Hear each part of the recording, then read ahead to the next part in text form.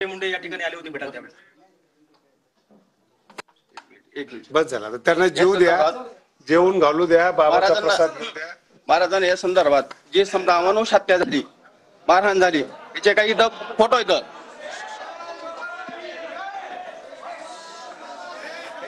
याच्यावरून फक्त एक तुम्ही लक्षात घ्या, ही फोटो बघितल्याच्या नंतर तुमची नाही ह्यांना दाखवत नाही, मीडियाला दाखवत जेवण करू, तुमच्याकडे सुपूर्द करतो, तुम्हीच पाहून घ्या फक्त हे, आम्ही कुणाकडेही देणार नाही.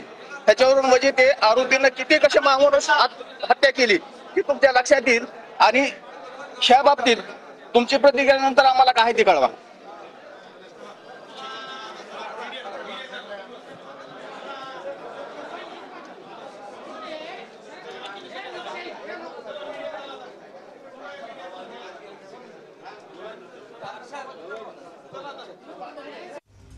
कुटुंबीय, गावकरी आणि शिष्टमंडळानं नामदेव शास्त्री यांची भेट घेतली. आम्ही आरोपींचं कधीही समर्थन केलं नाही असं नामदेव शास्त्रींनी या ठिकाणी म्हटलेलं आहे आणि आपल्या बोलण्याचा गैरसमज झालेला आहे. आरोपींचं समर्थन आपण केलेलं नाही असं नामदेव शास्त्री यांनी या ठिकाणी देशमुख कुटुंबियांना सांगितलेलं आहे. वैभवी देशमुखनं उद्विग्न सवाल या ठिकाणी केला की न्याय मिळवण्यासाठी इतके फाटे का फुटतायत असा उद्विग्न सवाल तिच्याकडून करण्यात आलेला आहे.